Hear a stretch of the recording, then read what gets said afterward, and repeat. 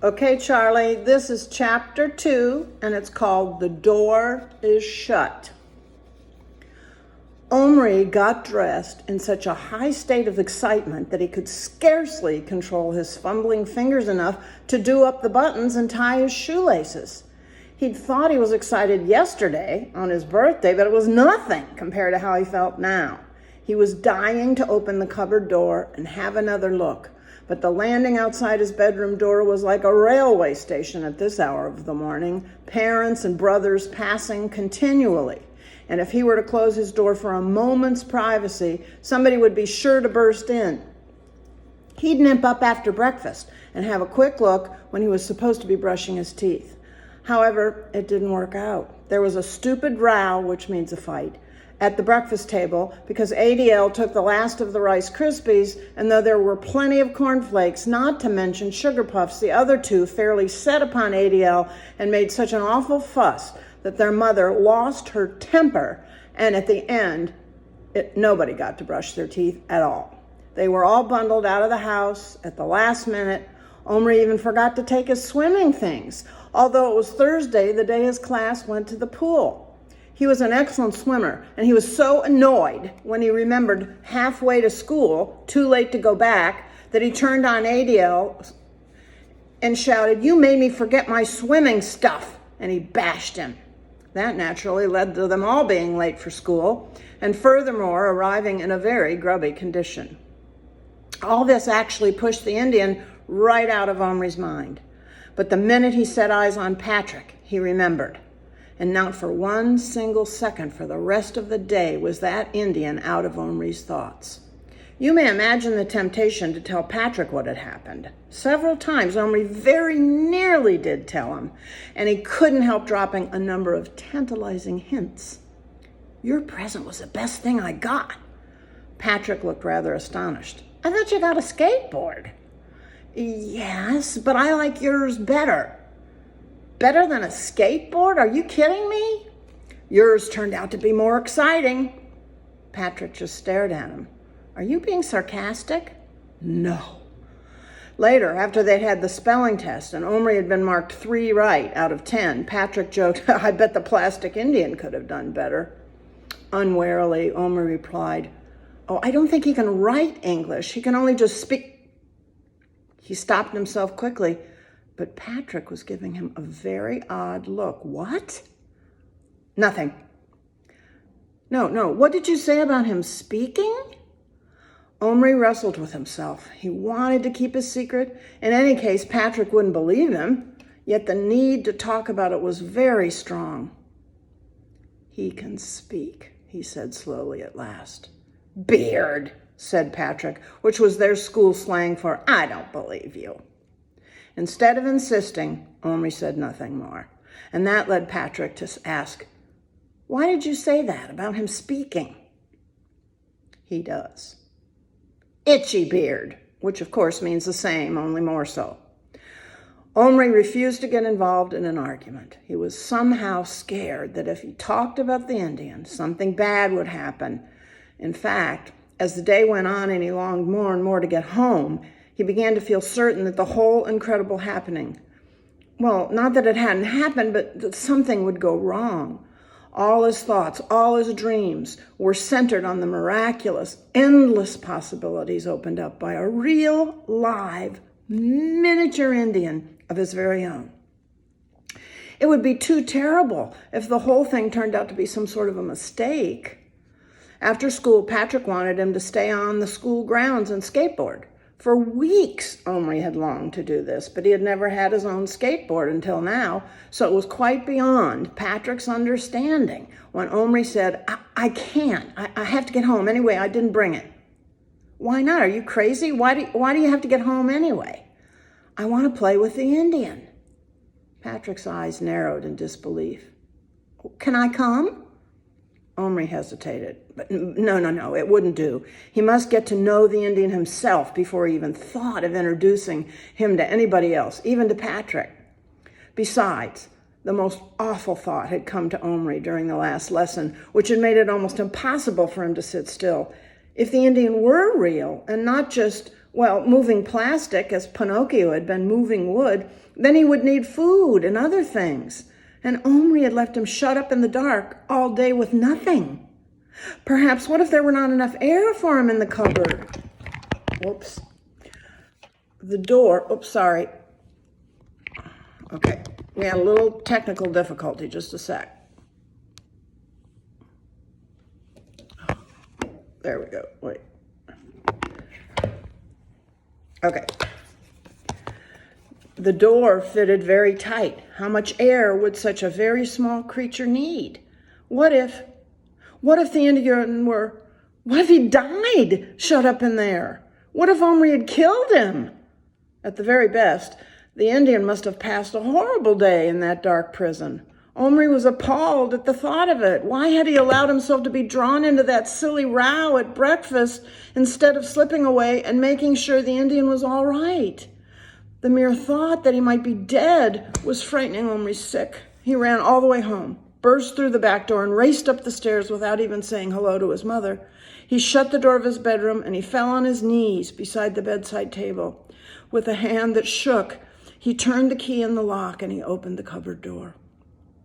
The Indian lay there on the floor of the cupboard, stiff and stark. Too stiff. That was not a dead body. Omri picked it up. It was an it, not a he anymore. The Indian was made of plastic again. Omri knelt there, appalled, too appalled to move. He had killed his Indian, or done something awful to him. At the same time, he had killed his dream, all the wonderful, exciting secret games that had filled his imagination all day. But that wasn't the main horror. His Indian had been real, not a mere toy, but a person. And now here he lay in Omri's hand, cold, stiff, lifeless. Somehow through Omri's own fault. How had it happened? It never occurred to Omri now that he had imagined the whole incredible episode this morning. The Indian was in a completely different position from the one he had been in when Patrick gave him to Omri. Then he had been standing on one leg as if doing a war dance, knees bent, one moccasin foot raised, both elbows bent, with one fist with a knife in it in the air. Now he lay flat, legs apart, arms at his sides. His eyes were closed. The knife was no longer a part of him. It lay separately on the floor of the cupboard.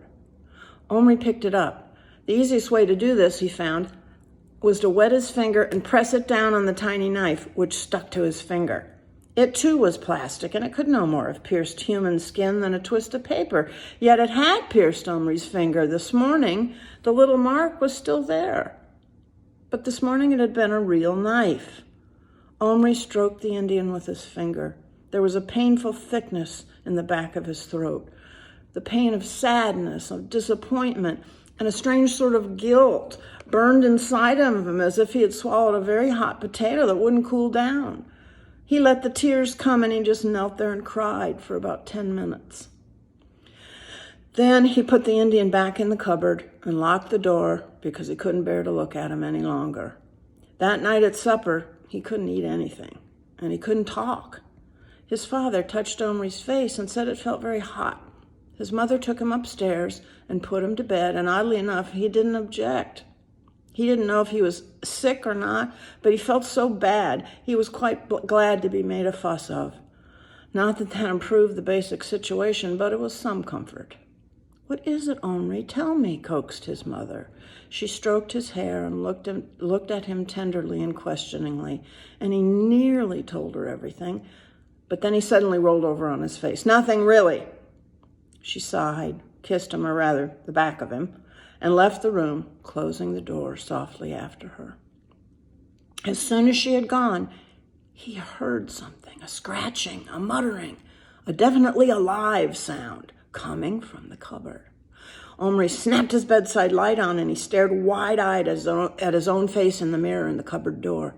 He stared at the key with the twisted ribbon. He listened to the sounds, now unmistakable. He tremblingly turned the key, and there was the Indian, on the shelf this time, almost exactly level with Omri's face. Alive again! Again they stared at each other, and then Omri asked falteringly, "What happened to you?" "Happened? Good sleep happen, cold ground, need blanket, food, fire. Omri gaped.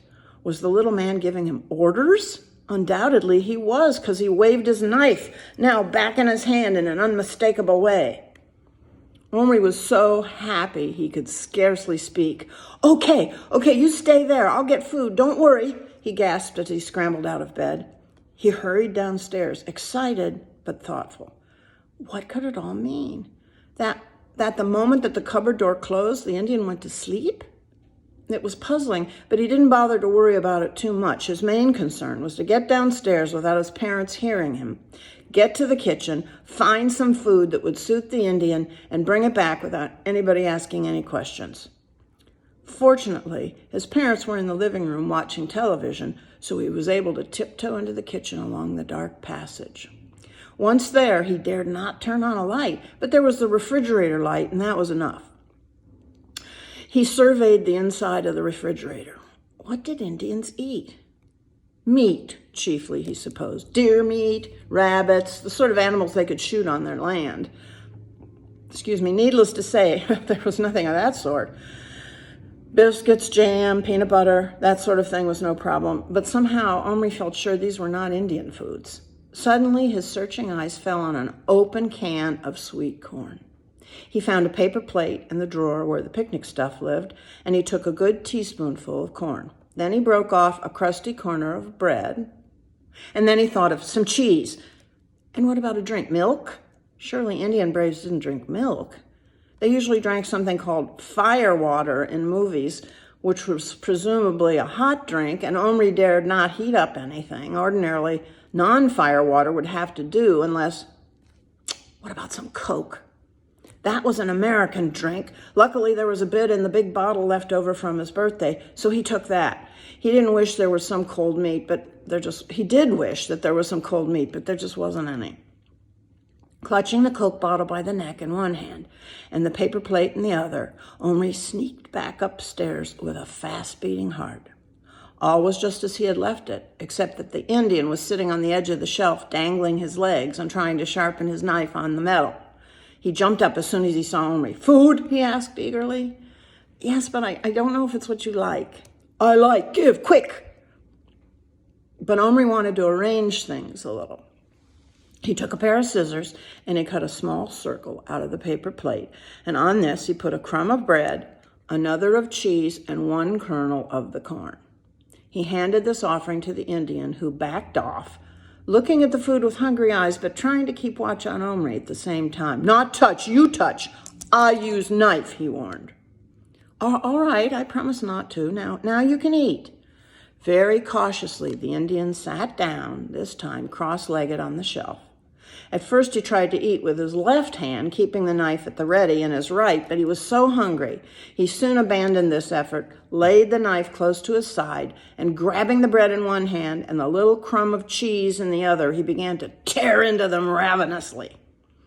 When these two apparently familiar foods had taken the edge off of his appetite, he turned his attention to the single kernel of corn. What? He asked suspiciously. Corn, like you have, Omri hesitated. You know, where you come from, he said. It was a shot in the dark. He didn't really know if the Indian came from anywhere, but he meant to find out. The Indian grunted, turning the corn about in both hands, for it was half as big as his head. He smelled it. A great grin spread over his face. He nibbled it. The grin grew wider, but then he held it away and looked again, and the grin vanished. Too big, he said. Like you, he added accusingly. Eat it, it's the same stuff. The Indian took a bite. He still looked very suspicious, but he ate and ate. He couldn't finish it, but evidently he liked it. Give meat, he said finally. I'm sorry I can't find any tonight, but I'll get you some tomorrow, said Omri. After another grunt, the Indian said, drink. Omri had been waiting for this. From the box where he kept his Action Man things, he had brought a plastic mug. It was much too big for the Indian, but it was the best he could do. Into it, with extreme care, he now poured a minute amount of Coke from the huge bottle. He handed it to the Indian, who had to hold it with both hands, and he still almost dropped it. What? He barked after smelling it. Coca-Cola, said Omri, enthusiastically pouring some for himself into a cup. Fire water? No, it's cold, but you'll like it. The Indian sipped, swallowed, gulped again, grinned. Good? Asked Omri. Good, said the Indian. Cheers, said Omri, raising his cup as he'd seen his parents do when they were having a drink together. What cheers? I don't know, said Omri, feeling excessively happy, and drank. His Indian, eating and drinking, he was real, a real flesh and blood person. It was too marvelous. Omri felt that he might die of delight. Do you feel better now? He asked. I better. You not better, said the Indian. You still big. You stop eat. Get right size. Omri laughed aloud and then stopped himself hastily. It's time to sleep, he said. Not now, big light. Sleep when light go. Oh, I can make the light go, said Omri, and he switched out his bedside lamp. In the darkness came a thin cry of astonishment and fear. Omri switched the light on again. The Indian was now gazing at him with something more than respect, a sort of awe. You great white spirit? He asked in a whisper. No, said Omri, and this isn't the sun. It's a lamp. Don't you have lamps? The Indian peered where he was pointing. That? Lamp? He asked unbelievably. Much big lamp, need much oil. Oh, but this isn't an oil lamp. It works by electricity. I got a little thing on the screen there. Magic? No, electricity. But speaking of magic, how did you get here? The Indian looked at him steadily out of his black eyes. You not know? No, I don't. You were a toy. Then I put you in the cupboard and I locked the door, and when I opened it, you were real. Then I locked it again and you went back to being plastic, and then... He stopped sharply. Wait! What if, he thought furiously, it was possible, in which case, listen, he said excitingly, I want you to come out of there. I'll find you a much more comfortable place. You said you were cold. I'll make you a proper teepee. Teepee? The Indian shouted. I no live teepee. I live in longhouse. Omri was so eager to test his theory about the cupboard that he was impatient. You'll have to make do with the teepee tonight, he said. Hastily, he opened a drawer and he took out a biscuit tin full of little plastic people. Charlie biscuits are what the English people call cookies. Somewhere in here was a plastic teepee. Ah, here! He pounced on it, a small, pinkish, cone-shaped object with designs rather badly painted on its plastic sides. Will this do? He put it on the shelf beside the Indian, who looked at it with the utmost scorn. This? Teepee? He said. He touched its plastic side and made a face. He pushed it with both hands. It slid along the shelf. He bent and peered in through the triangular opening. Then he actually spit on the ground, or rather on the shelf. Oh, said Omri, rather crestfallen. You mean it's not good enough? Not want toy, said the Indian, and he turned his back, folding both arms across his chest with an air of finality. Omri saw his chance. With one quick movement, he had picked up the Indian by the waist between his thumb and his forefinger. In doing this, he pinned the knife, which was in the Indian's belt, firmly to his side. The dangling Indian twisted, writhed, kicked, made a number of ferocious and hideous faces, but beyond that he was helpless, and he evidently knew it, for after a few moments he decided it was more dignified to stop struggling. Instead, he folded his tiny arms across his chest once again, put his head back, and stared with proud defiance at Omri's face, which was now level with his own. For Omri, the feeling of holding this little creature in his fingers was very strange and wonderful. If he had any doubts that the Indian was truly alive, the sensation he had now would have put them to rest. His body was heavier now, warm and firm and full of life, though through Omri's thumb on the Indian's left side, he could feel the Indian's heart beating wildly like a bird's. Although the Indian felt strong, Omri could sense how fragile he really was, how easily an extra squeeze could injure him. He would have liked to feel him all over, his tiny arms and legs, his hair, his ears, almost too small to see. And yet when he saw how the Indian, who was altogether in his power, faced him boldly and hid his fear, he lost all desire to handle him. He felt that would be cruel and insulting to the Indian, who was no longer his plaything, but a person who had to be respected. Omri put him down gently on the chest of drawers where the cupboard stood, and then he crouched down till his face was again level with the Indian's. "I'm sorry I did that," he said. The Indian, breathing heavily and with his arms still folded, said nothing but stared haughtily at him as if nothing he did could affect him in any way. "What's your name?" asked Omri. "Little Bear," said the Indian, pointing proudly to himself. "Iroquois brave, son of chief. You son of chief?" He shot at Omri fiercely. "No," said Omri humbly. Snorted Little Bear with a superior look. "Name?" Omri told him. "Now, we must find you another place to sleep outside the cupboard. Surely you sleep in teepees sometimes." "Never," said Little Bear firmly. "I've never heard of an Indian who didn't," said Omri with equal firmness. "You'll have to tonight anyway." "Not toy," said the Indian. "This no good, and fire. I want fire." "I can't light a real fire in here, but I'll make you a teepee. It won't be very good, but I promise you a better one tomorrow." He looked around. It was good, he thought, that he never put anything away. Now, everything that he needed was strewn about the floor and on tables and shelves, ready at hand.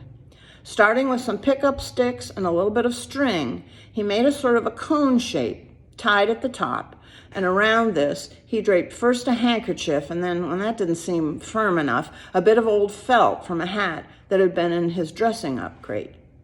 It was fawn-colored, fortunately, and it looked a little bit like an animal hide. In fact, when it was pinned together at the back with a couple of safety pins and a slit cut for an entrance, the whole thing looked pretty good, especially with the poles sticking up through the hole in the top.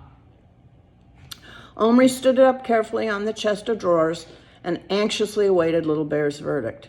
The Indian walked around it 3 times, slowly, went down on hands and knees and crawled in through the flap, came out again after a minute, tugged at the felt, stood back to look at the poles, and he finally gave a fairly satisfied grunt.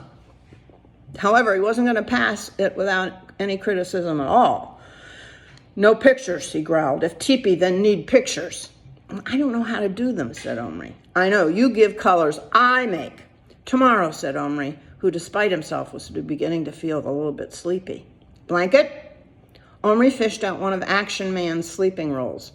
"No good. No keep out wind." Omri started to object that there was really no wind in his bedroom, but then he decided it was easier to cut up a square out of one of his old sweaters, so he did that. It was a red one with a stripe around the bottom, and even Little Bear couldn't hide his approval as he held it up and then wrapped it around himself. "Good, warm. I sleep now." He dropped on his knees and he crawled into the tent. After a moment, he stuck his head out. "Tomorrow talk. You give Little Bear meat, fire, color, much things." He scowled fiercely up at Omri. "Good?" "Good," said Omri, and indeed, nothing in his life had ever promised better. That's the 2nd chapter. I love you.